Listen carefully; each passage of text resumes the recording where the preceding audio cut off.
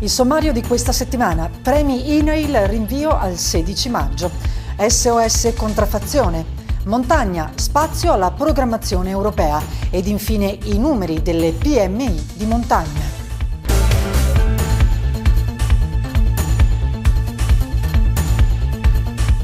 Ben ritrovati al consueto appuntamento con Impresa Diretta e buon fine settimana. Finalmente una buona notizia per le imprese in questi tempi di crisi. È il commento immediato del presidente Giacomo Deon al rinvio del pagamento dei premi INAIL.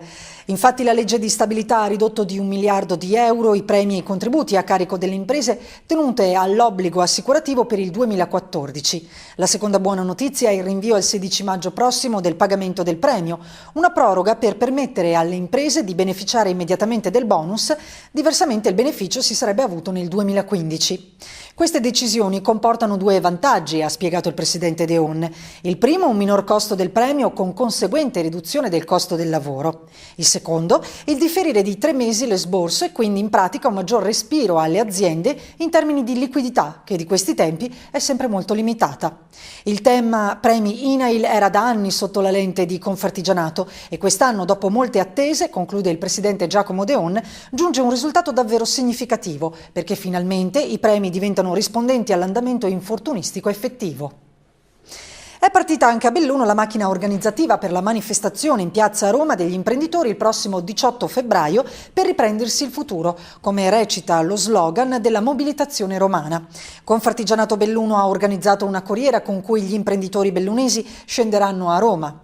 È particolarmente importante esserci, spiega il presidente Giacomo Deon, e per questo abbiamo avviato la macchina organizzativa per poter coinvolgere il maggior numero possibile di associati.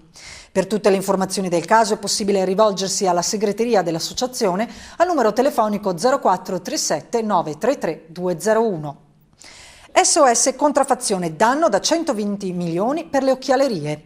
Tiziano De Toffo, il presidente dell'Occhialeria Artigiana Veneta, interviene sulla questione per evidenziare come la truffa del falso Made in Italy rappresenti un problema economico ma anche di salute pubblica.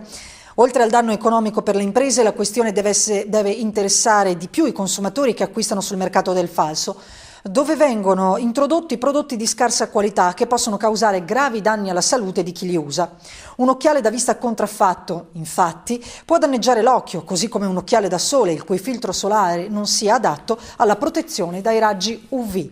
Tiziano De Toffol poi punta il dito contro Internet, dove si trovano molti prodotti contraffatti. Questo canale, avverte il presidente regionale veneto delle occhialerie di Confartigianato, Tiziano De Toffol, ha raggiunto proporzioni allarmanti, ma è altrettanto vero che è un altro fenomeno altrettanto pericoloso: la dicitura Made in Italy su prodotti totalmente importati dalla Cina o da altri paesi del terzo mondo. Anche per quest'altra faccia della medaglia della contraffazione deve essere fatto qualcosa. Feinar attiva il servizio di lettura e controllo della posta certificata per le aziende associate. Nato dall'esigenza che molto spesso chi è già impegnato a occupare tutte le proprie risorse nello svolgimento dell'attività lavorativa non ha il tempo e la possibilità di seguire con la dovuta attenzione anche gli altri aspetti burocratici, Feinar offre il nuovo servizio che presenterà in una serie di incontri sul territorio provinciale. I primi appuntamenti programmati sono martedì 4 febbraio a Pieve dal Pago, nella sede di Feinar, in Viale del Lavoro 48, e poi giovedì 6 febbraio a Tai di Cadore, a Palazzo Mostre, sede Feinar, in via degli Alpini 39. Venerdì 7 febbraio alle ore 18 presso il Centro Consorzi di Sedico, incontro tecnico per gli impiantisti sul tema F-Gas. L'informazione di Impresa Diretta si ferma qui, ora spazio ai servizi. Anche in questa puntata verteranno ancora sulla conferenza Montagna 2020, organizzata a Belluno settimana scorsa dal sistema Confartigianato. In particolare si andranno ad approfondire le opportunità riservate alla piccola impresa di montagna nelle strategie nazionali e nella prossima programmazione europea. Interessanti anche i numeri presentati sulle PMI in montagna.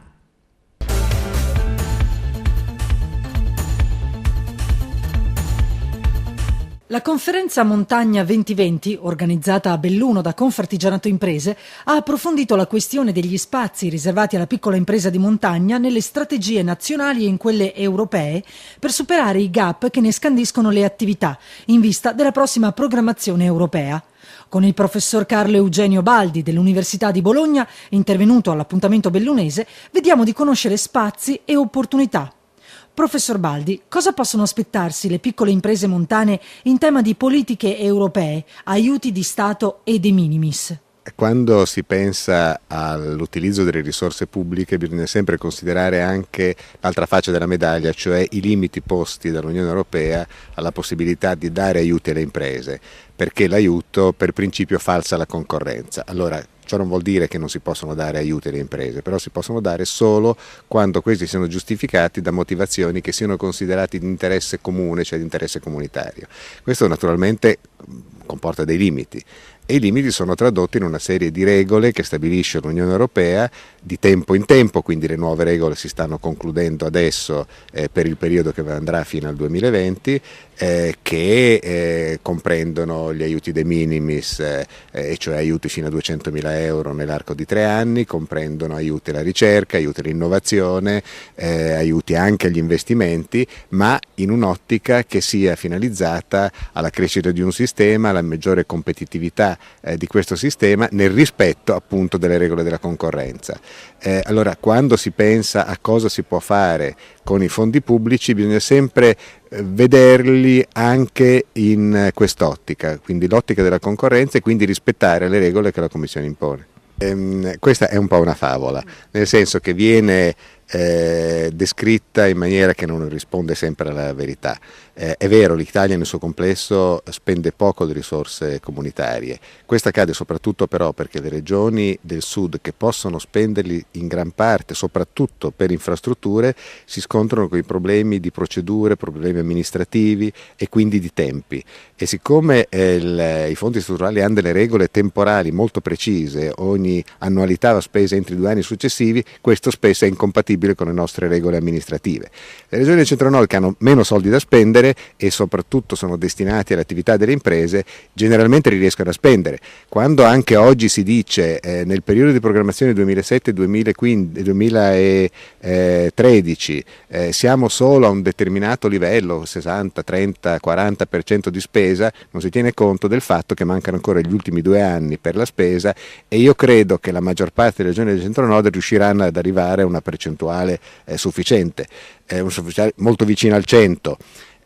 Non accadrà nelle regioni del sud, ma per la ragione che dicevo, non per trovare un alibi a queste regioni, ma per dire che se noi non cambiamo i meccanismi procedurali che sono, si dice sempre che sono dovuti alle regole comunitarie, però negli altri paesi non le troviamo. Cioè noi quando applichiamo le regole comunitarie le applichiamo in maniera molto più penalizzante di quanto non facciano gli altri Stati membri e di quanto non richiede la Commissione europea.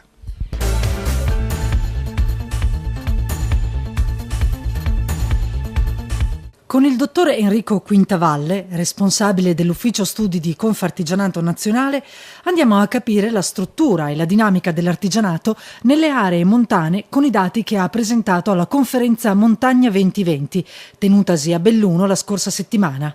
Il quadro che emerge è un quadro soprattutto per quanto riguarda l'artigianato presente nelle zone di montagna, una quota rilevante sul totale dell'artigianato italiano, perché un'impresa su 3 in media nazionale è presente in comuni localizzati in aree totalmente o parzialmente montane.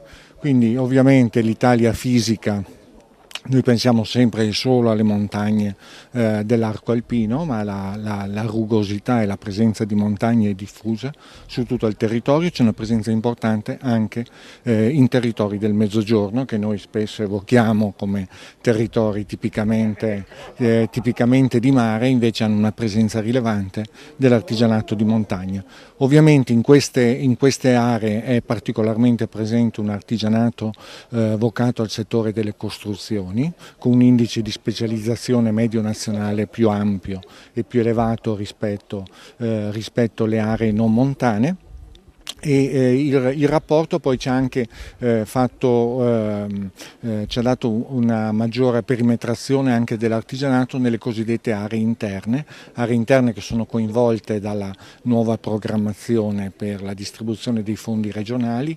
Sono aree che sono localizzate da 20 minuti di distanza in più di trasporto rispetto ai centri dotati di servizi, e abbiamo visto che c'è una grande presenza di montagna all'interno di queste aree interne.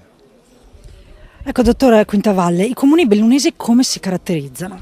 Allora, a Belluno, all'interno di questa fotografia che abbiamo fatto su tutte le province nazionali, elaborando i dati di 8.100 comuni, ovviamente si colloca fra quella decina di province 100% montagna, quindi con una caratterizzazione completamente vocata alla montagna. Belluno si caratterizza all'interno di queste province per essere quella con la maggiore incidenza di artigianato, quindi fra tutte le province con comuni 100% montani, Belluno presenta una quota del 32% che è superiore a quella di tutte le altre 8 province.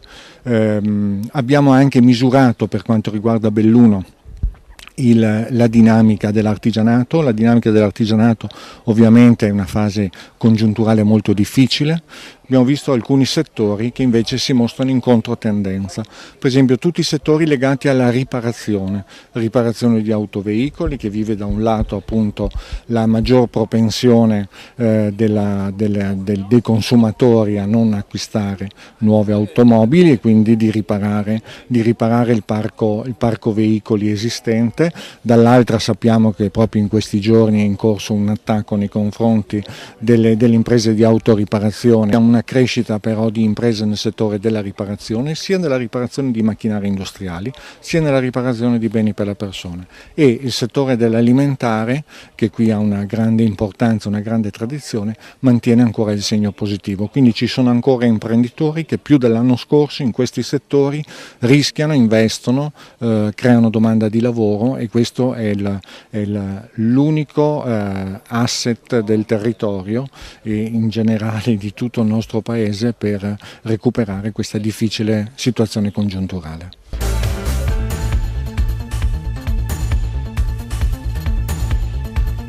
Due imprese bellunesi sono state proposte alla conferenza Montagna 2020 come casi aziendali di successo in montagna. Si tratta del panificio Ghedina di Cortina, che sta interpretando in modo moderno la tradizione dei prodotti da forno. La qualità è un elemento imprescindibile, ritengo, per qualsiasi attività aziendale. In Italia infatti non c'è la possibilità di produrre beni o erogare servizi a basso costo, in quanto non abbiamo la forza né per un costo del lavoro basso e né le economie di scala che ce lo permettono. Di conseguenza l'unica strada obbligata è la qualità. Qualità che si compendia, francamente, io ritengo, ed è questa la nostra formula, in 3 elementi fondamentali. L'innovazione, vale a dire la possibilità di fare ciò che gli altri non sanno fare, o di farlo meglio se è possibile. Copiare ma farlo meglio. E questo è un elemento primo, fondamentale, che si articola con un reinvestimento sostanzioso degli utili nell'azienda per un'innovazione tecnologica, accompagnato nel nostro caso a una lavorazione tradizionale. Il secondo aspetto è il marketing, vale a dire la possibilità di portare all'esterno, di far conoscere quello che si fa, la propria unicità, le proprie caratteristiche, sia con i metodi tradizionali che quelli più innovativi. Noi da poco abbiamo cominciato con la pubblicità, da prima ancora abbiamo iniziato con internet, con i social network, che consente una certa visibilità anche a costi molto contenuti. E poi anche per dare una evidenza oggettiva ai clienti e ai consumatori finali, abbiamo intrapreso la strada delle certificazioni. Ed è anche un aspetto che mi ha sorpreso il fatto che siamo una delle poche aziende agroalimentari del Bellunese ad aver ottenuto una certificazione ISO 9001. I fondi ci sono e vengono anche erogati facilmente per poter accedere a questo tipo di certificazioni che danno lustro, qualità all'azienda e aiutano l'azienda stessa a incrementare e a conoscere cose che non conosceva prima. Il nostro passo successivo sarà la certificazione di prodotto ed arriva il terzo elemento, che è il brand, che è riuscire a compendiare, a unire il marchio e il nome, nel marchio e il nome i 2 elementi precedenti, quindi l'innovazione e il marketing. Questo in sostanza è quello che facciamo, però devo dire che la qualità da sola non serve e non è sufficiente se non solo i problemi della montagna non vengono risolti, ma ancora prima non vengono risolti i problemi che riguardano le imprese italiane tutte. Un altro caso è il consorzio Legno Veneto, che pur avendo sede in provincia di Belluno, raccoglie aziende della filiera del legno di diverse province venete. Obiettivo del consorzio è promuovere il prodotto marchiato Legno Veneto, partendo dalla prima lavorazione per arrivare all'uso nel prodotto finito. In chiusura di Impresa Diretta il numero telefonico per eventuali informazioni ed approfondimenti, lo 0437 933 201, il centralino di Confartigianato Imprese Belluno. Vi ricordiamo che questa puntata, come l'archivio 2013-14, è visibile anche su YouTube nel canale di Confartigianato Imprese Belluno e settimana prossima su Tele Belluno e Radio Belluno la nuova puntata di Impresa Diretta.